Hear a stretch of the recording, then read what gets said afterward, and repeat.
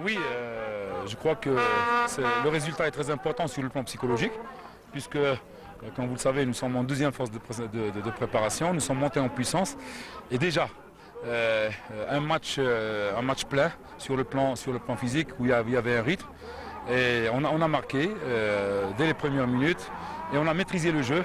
Et sur bien sûr une faute où il y avait un petit pressing de l'équipe adverse, on a encaissé à la fin de la première mi-temps le but.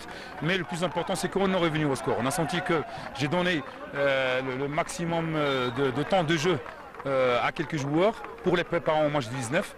Mais je crois avec les changements qu'on a fait, on a donné un nouveau souffle à l'équipe. On a vu que le rythme restait le même. On s'est créé des occasions de but. On a marqué un deuxième but. Et je crois que maintenant, l'équipe va crescendo pour la dernière semaine. La dernière semaine, c'est la semaine d'affûtage avant le match de l'Angola. Mais il va y avoir un match le mardi. Comme ça, on va faire tourner les autres qui n'ont pas joué le maximum de temps. D'accord, donc aujourd'hui on retient les 2 buts marqués plutôt que le but encaissé, c'est ça? On retient les 2 buts marqués, bien sûr, mais aussi il faut retenir ou tirer les enseignements des buts encaissés pour ne pas tomber dans la même faute, les prochains matchs.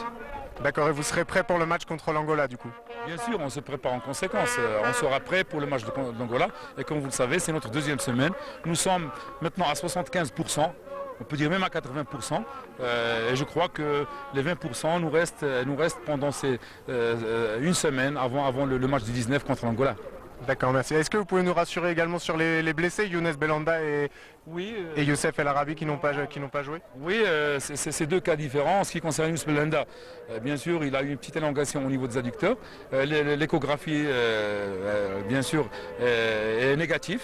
Et je crois qu'il aura que 5 jours de repos, mais pas un repos passif, un repos actif. Et je crois que le cas de Youssef El Arabi, c'est un cas différent, c'est une fatigue.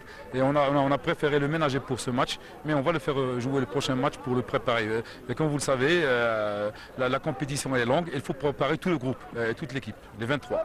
D'accord. Merci beaucoup, coach.